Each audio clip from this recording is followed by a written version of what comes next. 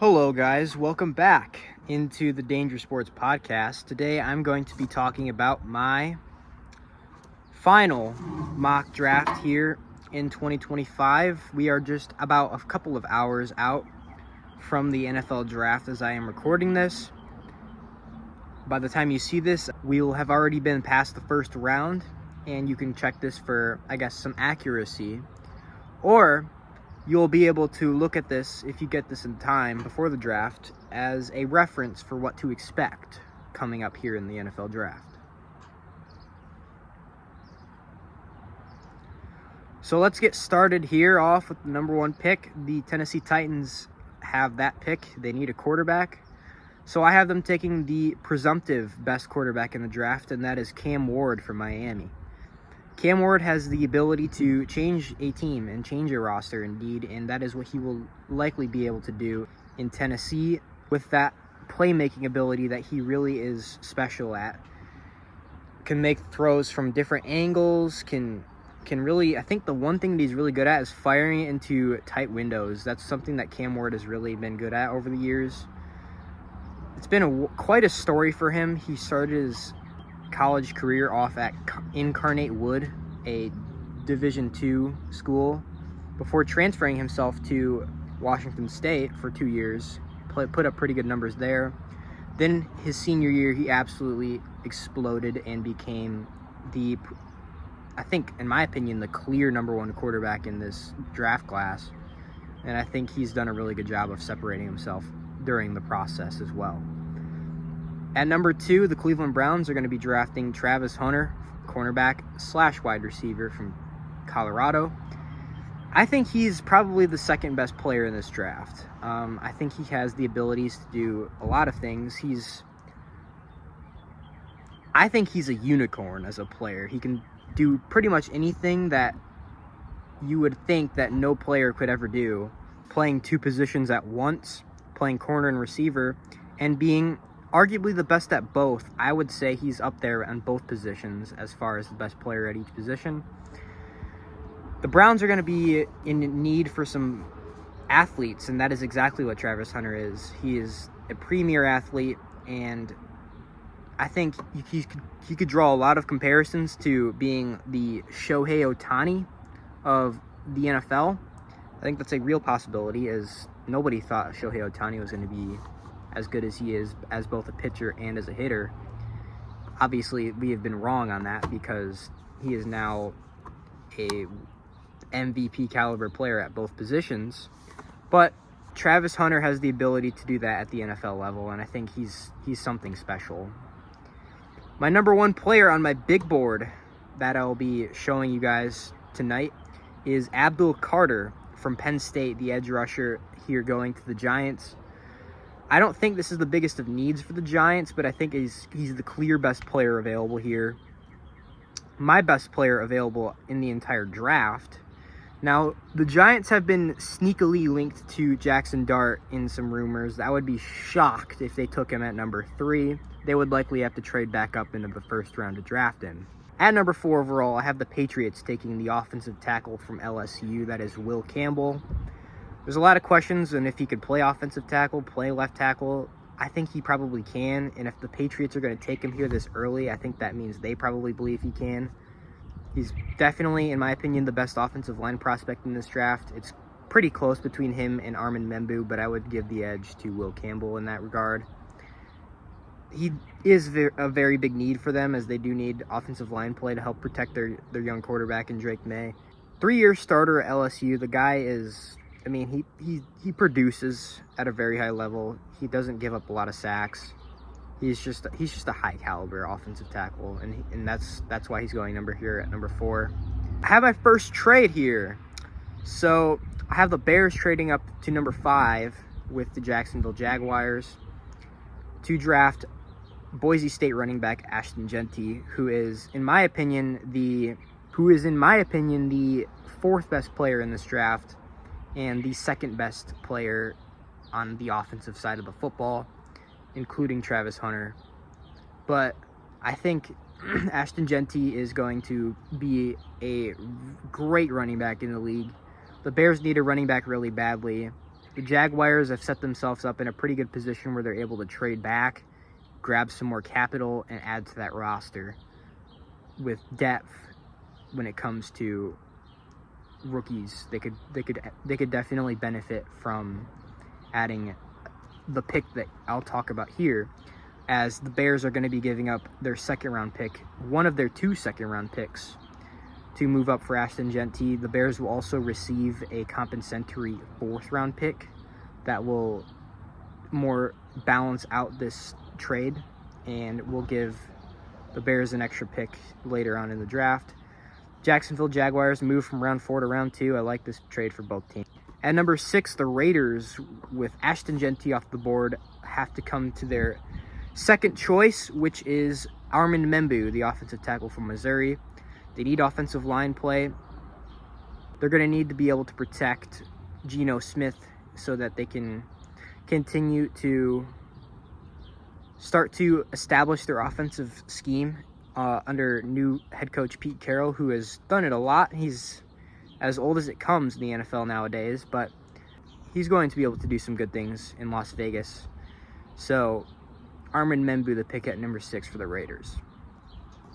Have my second trade here. The Colts are going to be moving up with the New York Jets to draft Penn State tight end Tyler Warren. The second of unicorn players that you could say are on this draft board is, in my opinion, Tyler Warren, because he's so versatile. You can move him all over the field. You can put him at any receiving position. You can put him at outside receiver, slot receiver. You can put him at traditional tight end because he can block as well. You can line him up at quarterback or running back. The guy is able to do it all, and I think that's just going to be perfect for what the Colts need. They need a dude on the offense. That is somebody that Tyler Warren can be for them, as they need somebody who can truly be a game changer. Their best offensive weapon right now is Jonathan Taylor, and I expect that would change if they were to draft and trade up for Tyler Warren. He is an absolute monster. At number 8, the Panthers have Mason Graham falling straight into their lap, and they pounce on that. Best player available by far here. I think that is without a doubt. Panthers get a really, really nice player in Mason Graham. I have him as my 3rd best player overall. Really good value. I think that's what this pick would be for the Panthers. They've been heavily linked to guys like Jalen Walker and Mike Green, edge rushers. But when you get a guy like Mason Graham there just falling into your lap, I don't think you can pass on it, and I don't think the Panthers would. I think that's just too good to pass up on, and Mason Graham is, I think he's an absolute dog. He's a great player, and that's going to be a good fit for him as well. At number 9, I have the Saints drafting the second of our 3 first-round quarterbacks here, and that is Jackson Dart. So I have them taking Dart because he has been more heavily linked to the Saints than any other quarterback, and it would be surprising to some people, but to me, I understand why Dart is the 9th pick. I have him higher on Shedeur Sanders on my quarterback rankings, just slightly. I do think that Dart has more of the leadership qualities that you want out of a franchise quarterback, and I think the Saints would value that, as well as the fact that a lot of reports that have came out and suggested that Jackson Dart is the favorite to be the number 9 pick, and that he is not going to fall beyond that. At number 10, the Jaguars get to pick again now that they have traded back with the Bears. They will be drafting Michigan cornerback Will Johnson. I think he is a very good player at the cornerback position. I think he could fall a little bit more than he deserves to because the injury that he just went through, but he's a heck of a player. He's an absolute dog. They need somebody to add to that secondary, and I think Will Johnson would be a really nice piece for them.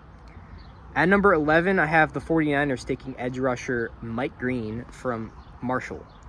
The dude has so much production. The dude had 17 sacks at Marshall. And yes, it's Marshall. Yes, it's Marshall, a MAC school. However, Mike Green, it's not like they win against a bunch of bums the entire season.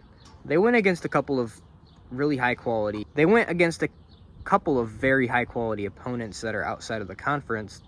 They went against Ohio State and they went against Virginia Tech. He had a really good game against both of those teams, and it just shows that the guy is going to make plays at any level. It doesn't matter if he's playing in the MAC. It doesn't matter if he's playing in the SEC. It doesn't matter if he's playing in the NFL. I think he's going to be an absolute playmaker for whoever drafts him.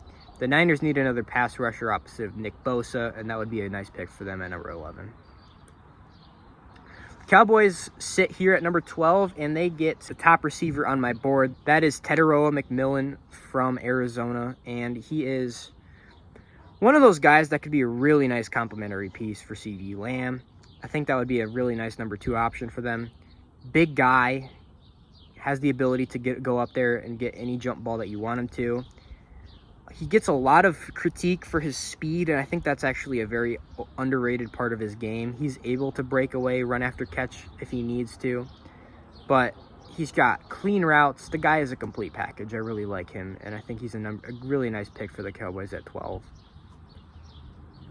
At 13, the Dolphins have been linked to cornerback Jahdae Barron, and that's where I have him going. They need a corner. Jahdae Barron is a solid player.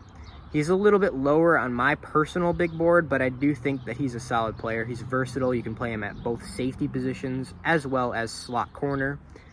I think he has a lot of pro comps and pro abilities to be a similar player to a guy like Brian Branch, who came out a couple years ago, and he is a very solid player for the Detroit Lions. The Jets are now up to draft after they traded with the Colts, and they will be drafting Kelvin Banks, the offensive tackle from Texas. He's got a lot more NFL top 10 buzz than I would put him in that category of, because a lot of people like him, his abilities that he has, especially coming from the SEC conference, which is a well-renowned and probably the best conference in college football, going against high-level edge rushers each and every week. The guy is good. He's solid. I don't think he's as good as a lot of people would agree with me. I don't think he's as good as a lot of people say he is, but I think he's rising up. While earlier on in the process, he was a projected top 10 pick. He fell a lot down to like the projected mid-20s. Now he's coming back up into the teens, and I think that's a pretty good spot for him. It's time to go over the trade that we had in that deal. We had the Jets trading with the Colts from 7 to 14. So the Jets are going to be giving up pick 7, while they will be accumulating pick number 14, as well as a third and a fourth, as well as a third and a fifth round pick in this year's draft.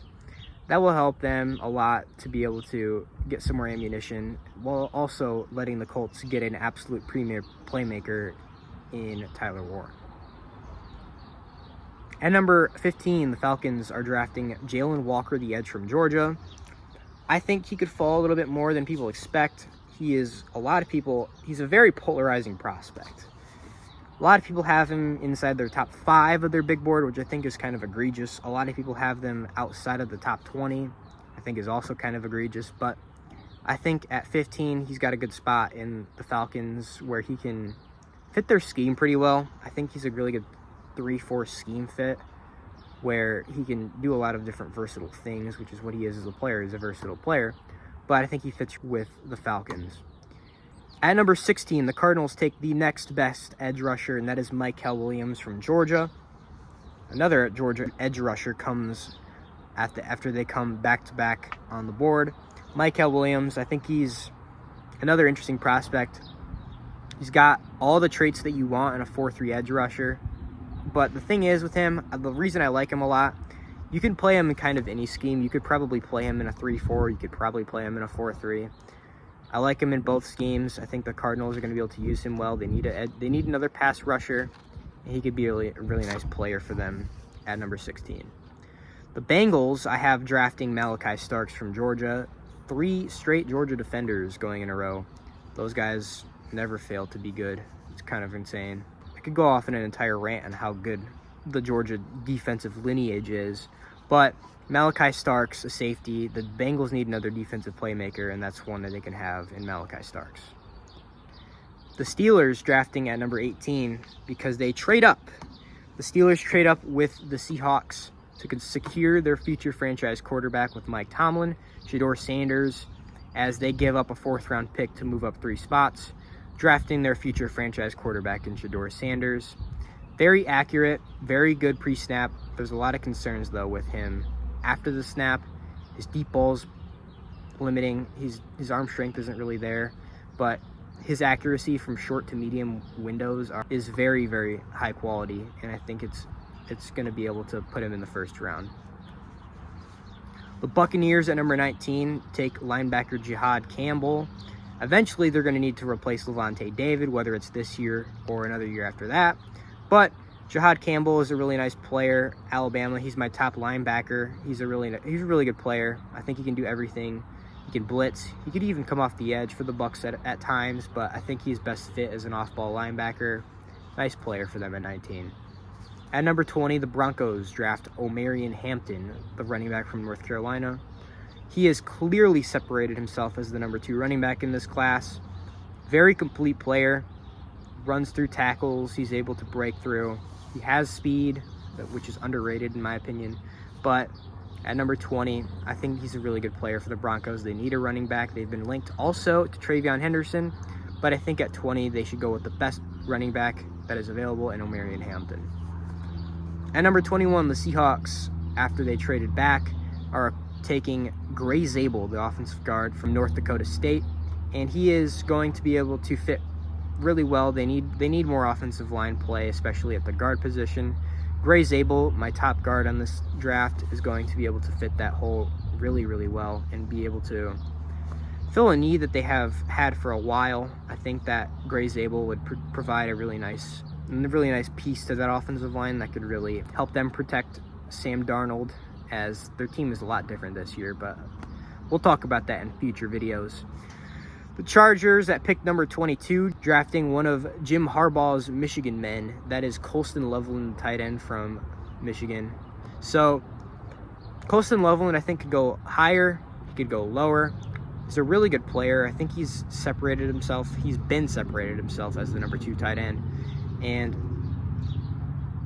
what can you ask if you're the Chargers? You get another elite offensive playmaker. Colston Loveland can really be a good weapon for Justin Herbert. And, well, he knows his head coach pretty dang well, so I like that pick. At number 23, the Green Bay Packers select Shemar Stewart. Very traitsy as an edge rusher from Texas A&M. Has lots of abilities. He's very similar in stature when it comes to Myles Garrett. He's been compared to him on the high level, but I don't think he really should be, to be honest with you, because the production was not there. He's going to be drafted a lot higher than his production has shown him to be. So at pick 23, Shemar Stewart goes to the Green Bay Packers. He's a good player. I think he has a lot of potential. The issue is it's going to be very hard for him to hit that ceiling.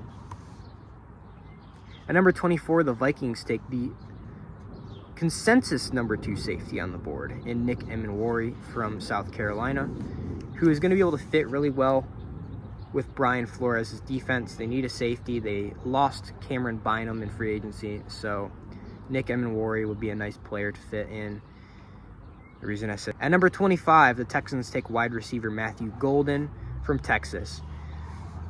Would I have liked to see them invest in the offensive line? Absolutely. Do they here? No, because this entire offseason they have shown that they're not going to be committed to protecting CJ Stroud probably as much as they should. However, they're going to be giving him a weapon here, and that is Matthew Golden from Texas. Clear number 2 receiver on my board. Clear number 2 receiver on the consensus boards. He's a really nice player. Can do it at all levels of the field. He's a nice route runner. He's a solid. He could be a really nice and solid number 2 receiver that fits really nice with Nico Collins. At number 26, the Rams are taking offensive tackle from Oregon. That is Josh Connerly Jr., who I think fits the Rams and what they want really well. I think they would take him over the next guy that I have drafted, and I think that is only because it is a guy that I think Sean McVay would really, really like to add to that room. He's a guy that you could really look at and say, he's a Ram. He's one of those guys you could look at and you could just tell he should be a Los Angeles Ram. And I think that's a really like a picture perfect spot for him to go, is to the Rams at 26. At number 27, the Ravens take Josh Simmons, who is personally higher on my big board than Josh Connerly. I like him as actually probably my third or fourth offensive tackle. My personal thing is with him is that he has so much potential.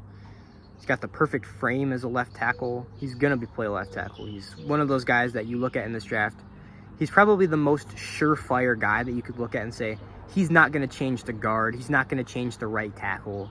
Josh Simmons is going to be left tackle in the NFL. And I think he's got a lot of abilities and a lot of traits that a lot of NFL teams really like to look for. At number 28, the Detroit Lions take Tyler Booker, who would fill a really big need for them, which is guard after they lost Kevin Zeitler in free agency. Tyler Booker is a really nice player. I think it's between him and Gray Zabel. I think that's pretty known. But I like Zabel a little bit more because his versatility is very valuable. He could play center. He could probably kick out the tackle at certain times. But Tyler Booker is consistent. He's a really nice run blocker, and he really would fit, I think, perfectly in Detroit. The Commanders take Emeka Egbuka, the wide receiver from Ohio State, who I think would be the ideal number 3 wide receiver that you could plug in as a slot. Unbelievable. I mean, that receiver core with Jaden Daniels would be pretty unfair, I think, if you're going to try to guard those guys. He's a great player. I think it makes a lot of sense for him to go in this range in the first round, and man, he's a good player. The Bills at number 30 draft Kenneth Grant from Michigan, as they need to work on that defensive line a little. Nice player. I think he's probably going to be better than what his college tape would put, because his abilities are a little bit overshined by a guy like Mason Graham, who is a consensus top 5 player.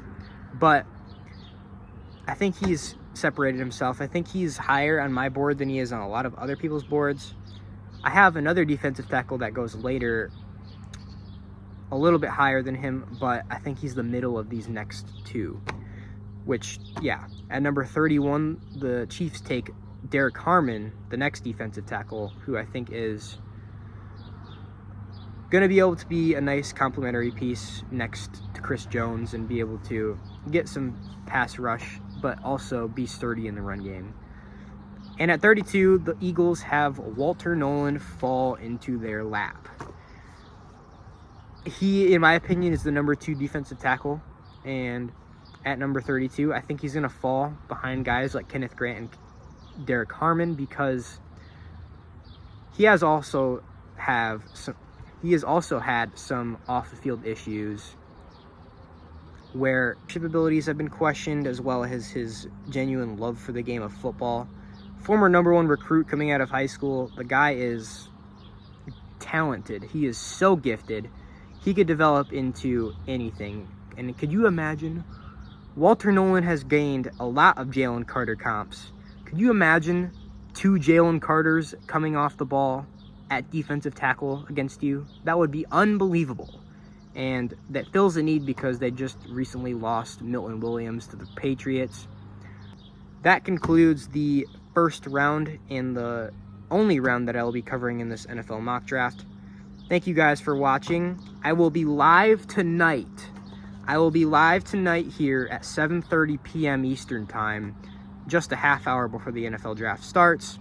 We'll have some pre-coverage a little bit for some time, and we'll also be up and staying for the entirety of the NFL first round tonight. Thank you guys for watching. I'll see you guys tonight, and yeah, bye.